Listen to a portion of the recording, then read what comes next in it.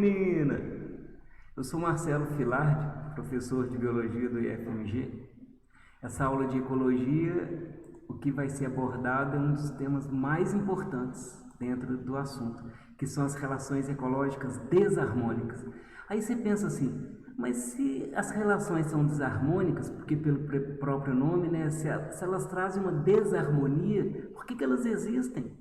Por que ecologicamente elas existem e evolutivamente foram mantidas na história da Terra, né? Vamos ver por quê, gente? Vamos ver.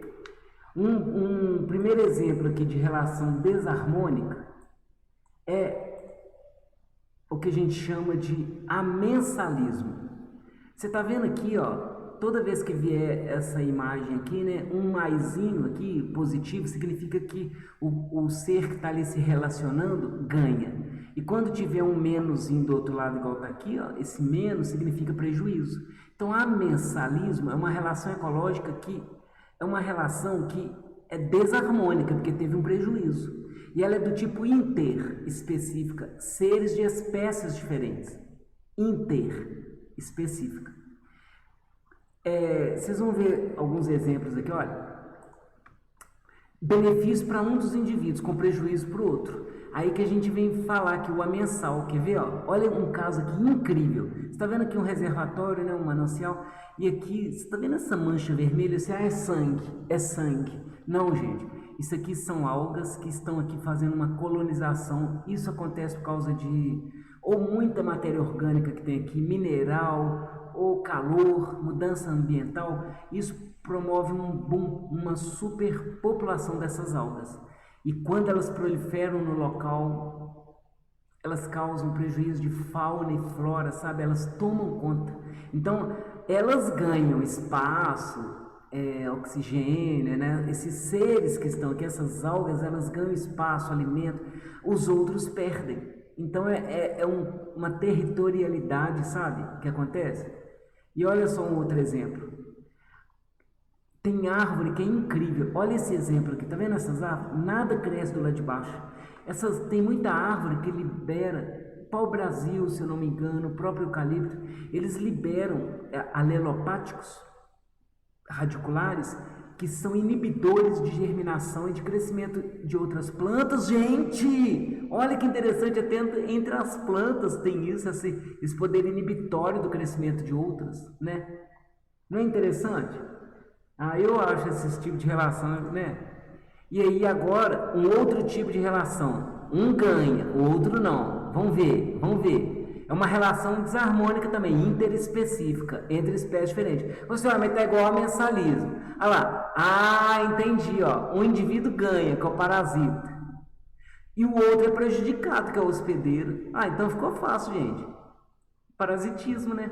Exemplo, olha, o piolho, o carrapato, os próprios insetos vetores, hematófagos, esses vírus, bactérias de planta, erva de passarinho, lombriga, vermes, isso aqui é um tripanossoma, fungos e doenças, os micro-organismos que atacam plantas, né?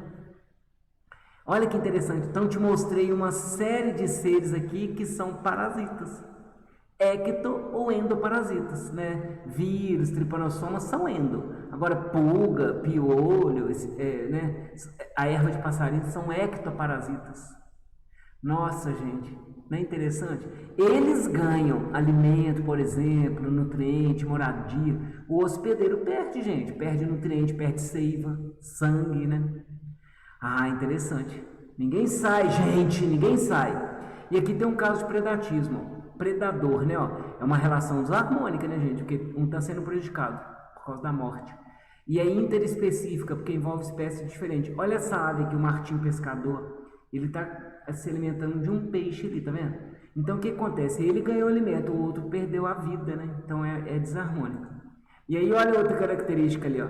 Um dos indivíduos que é o predador, o pássaro, mata o outro e devora para comer presa. Você, mas isso que eu não entendo, isso é desarmônica, por que existe? Tadinho do peixe. Não, gente. Se não tivesse esse predador, você teria uma superpopulação de peixe.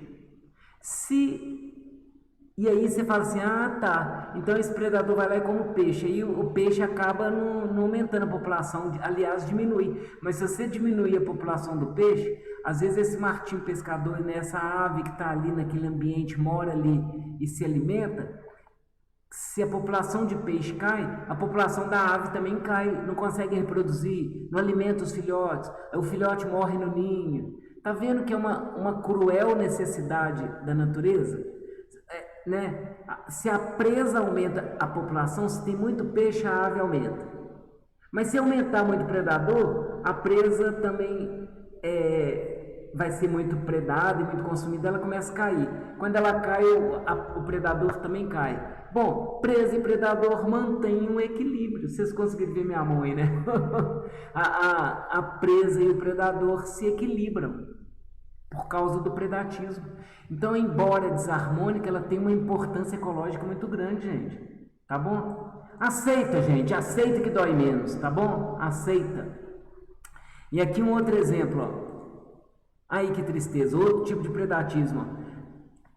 Você fala assim, ah, mas esse animal aqui matou esse e comeu, tadinho dele. Gente, quanto mais desse animal você tiver na natureza, mais presa, mais predador você terá. Mas se você tiver muito predador, a população dessa presa vai cair. Aí a do predador também cai.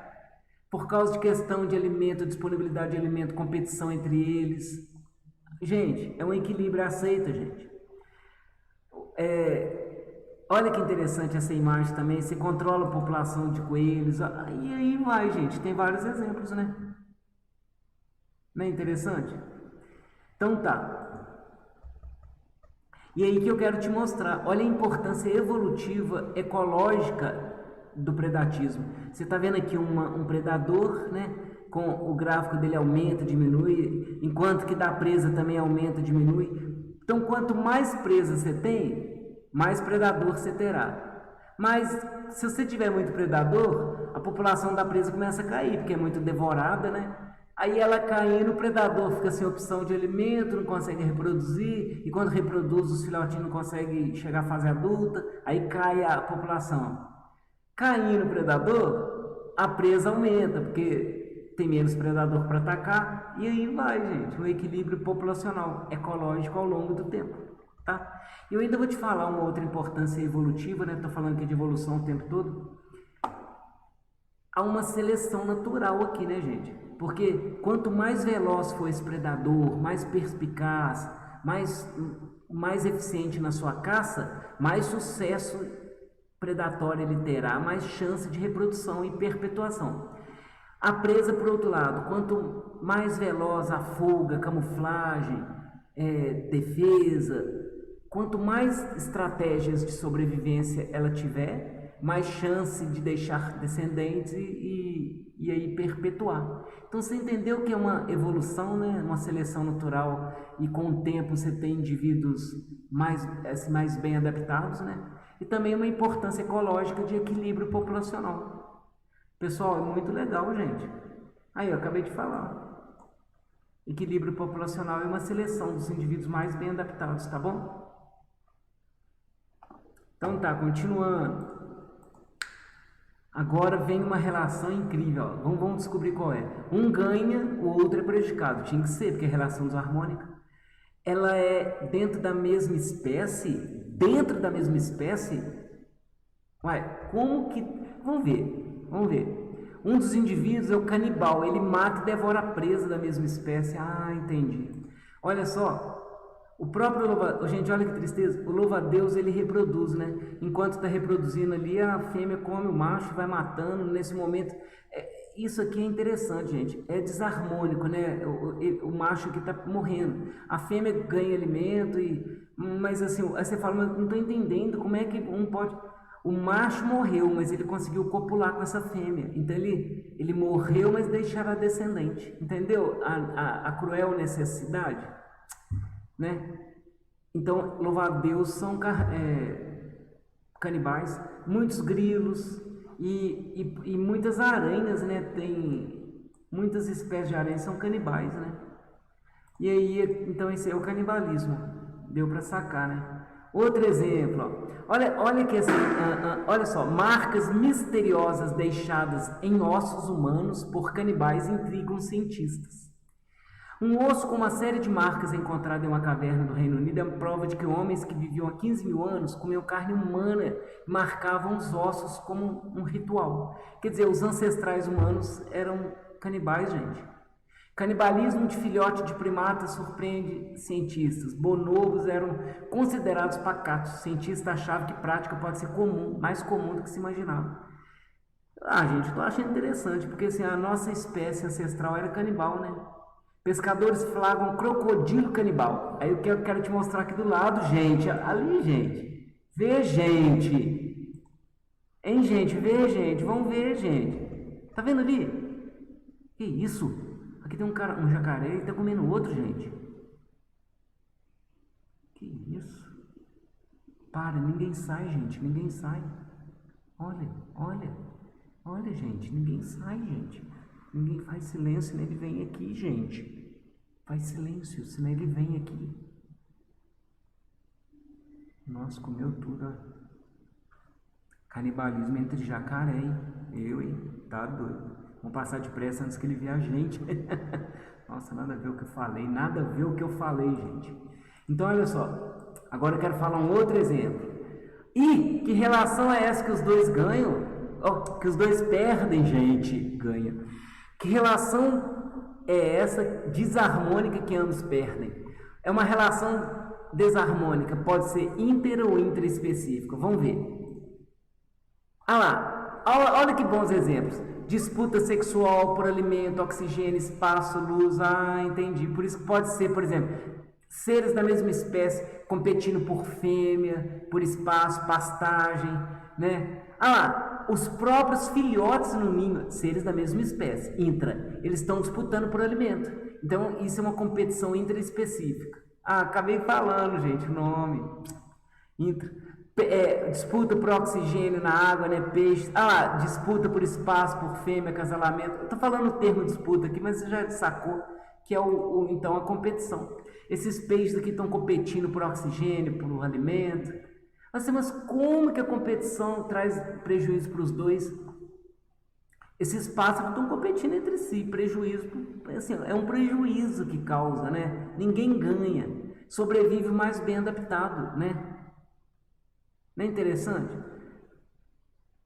Isso, de certa forma, é bom para a evolução também, gente, porque seleção natural, né? Agora, olha um caso aqui interessante, ó. Sabe essa joaninha? Aqui tem uma joaninha com vários pulgões, né, pessoal? E aqui tem uma formiga. E olha só, aqui, ó, isso aqui, tá vendo aqui embaixo, ó, essa parte aqui de baixo? A joaninha, ela tem uma larva, que é essa estranha, né? E olha só o que acontece. As formigas aqui estão atacando essa larva da joaninha. Sabe o que eu quero te mostrar? Existe uma relação, gente.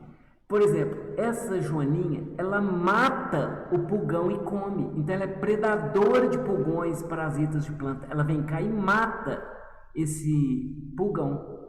Só que a formiga, ela usa, lembra do esclavagismo, né? Esclavagismo é uma relação harmônica. A formiga vem cá e se alimenta de restos fecais adocicados dos pulgões. Repetindo, a formiga alimenta-se de restos fecais adocicados dos pulgões. A joaninha vem cá e mata o pulgão. Então a joaninha é uma predadora de pulgão, predatismo. A formiga se alimenta de restos fecais adocicados, chama esclavagismo. E aí o que acontece? Você acredita que a formiga protege o pulgão matando as larvas das joaninhas, ou até mesmo espantando? Eu já vi um dia uma joaninha pousando no pé de laranja para comer os pulgões, tinha umas formigas ali, elas atacam mesmo a joaninha para joaninha, aí a joaninha voa. Não é interessante? Pessoal, eu acho curioso, né? Então olha só, vamos fazer um exercício aqui. Olha só, que relação é essa então, por exemplo, do pulgão com a planta? Qual dessa? Porque aqui eu coloquei vários, tá vendo? Vários nomes, ó. Predatismo, parasitismo, competição, esclavagismo, neutralismo. Existe, quando ninguém ganha. Então, me fala, como é que chama essa relação aqui, que o pulgão vem aqui e suga a seiva? Fala depressa, gente! Olha lá, fica olhando, ó. Parasitismo. O pulgão é um parasita da planta. Agora, me fala a relação que tem entre a formiga e o pulgão. A formiga vem cá e come resto fecal do alimento, do pulgão. Resto fecal doce. Repetindo, a formiga come as fezes doces do pulgão. Ele não está sendo prejudicado, né? Ela ganha alimento. Esclavagismo. Lembra escravo, né? O pulgão não perde, a formiga ganha. Então é esclavagismo. Aqui é uma relação harmônica, dentre as desarmônicas, tá bom? O A neutro ali. E aí, ó, como é que chama essa relação que a formiga que eu te falei, a formiga, ah lá, ela come as larvas da joaninha, ou não, mas aqui é interessante, porque a formiga e a joaninha estão competindo pelo pulgão. Aí sim, a joaninha e a formiga competem pelo pulgão. A formiga por alimento, a joaninha por devorar. Então é uma competição entre elas. E aí tem uma outra relação, tá vendo a chavinha? Como é que chama a relação entre a formiga e a planta? Neutraliza. A planta ganha. O que a planta ganha da formiga? Nada. O que a formiga ganha da planta? Nada. Entendeu? Por que é neutraliza? E entre a formiga e a larva da joaninha? Porque tá vendo aqui que ela mata e come? Ó. Se mata e come, predadora. Muito legal, gente. Eu achei incrível, né? Pessoal, eu gosto dessa matéria. Eu acho interessante. Bom. Aí sabe o que eu queria te falar agora? Nada, gente, nada, porque acabou. Relação ecológica desarmônica são relações que há prejuízo para um dos envolvidos ou até para ambos. Relações desarmônicas são importantes para a natureza, mantém o equilíbrio populacional e interfere também, né, na seleção natural das espécies ao longo do tempo. Muito obrigado, pessoal. Então, até a próxima, viu? Muito obrigado por ter ficado até agora.